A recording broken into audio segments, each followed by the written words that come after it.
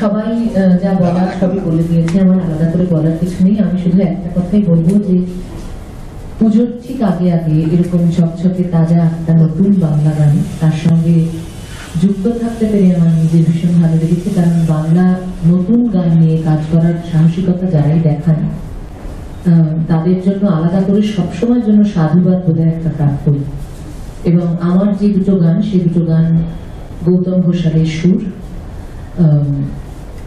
ভীষণ ভালো লেগেছে গান করে। গৌতমদার সঙ্গে এই কাজ করা আমার নতুন নয়, এর আগে বহু কাজ করেছি, সেই জন্য আলাদা একটা ভালো লাগা সবসময় থাকে গৌতমদার কাজ করার জন্য, গৌতমদার সঙ্গে কাজ করার ক্ষেত্রে। তো সেই ভালো লাগাটা এবারেও ছিল, ভীষণ ভালো লেগেছে। আর অনেকজনকে ধন্যবাদ জানানোর আছে, তার মধ্যে প্রতীকদা আমার কথা ভেবেছেন। প্রতীকদা আমাদের সকলের সঙ্গে যোগাযোগ করেছে, আমাদের সকলকে একজোট করেছে।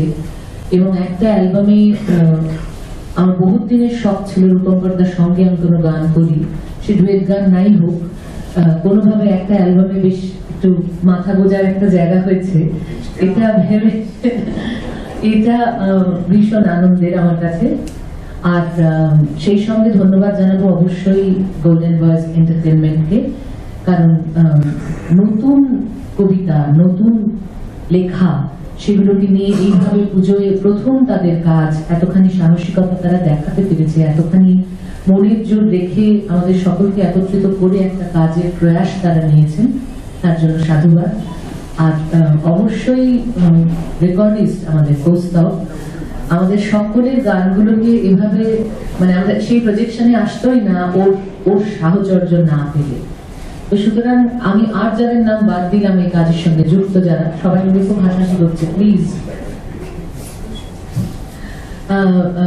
আর বাকি সবাই যারা কাজের সঙ্গে যুক্ত, ছোট্ট থেকে ক্ষুদ্রাতি ক্ষুদ্র জায়গা থেকে শুরু করে বৃহত্তর জায়গা পর্যন্ত, তাদের সকলকে অসংখ্য অসংখ্য ধন্যবাদ। আমরা চাইব অচেনা হাতে সকলের কাছে পৌঁছক, এবং হিট ফ্লপ এগুলো তো অনেক পরের কথা। সবাই আগে শুনুন, শুনে ভালো মন্দটা বিচার করুন, মন্দ লাগানোর জন্য শোনা দরকার, সেইটুকু হোক, এটুকু হলেই যথেষ্ট।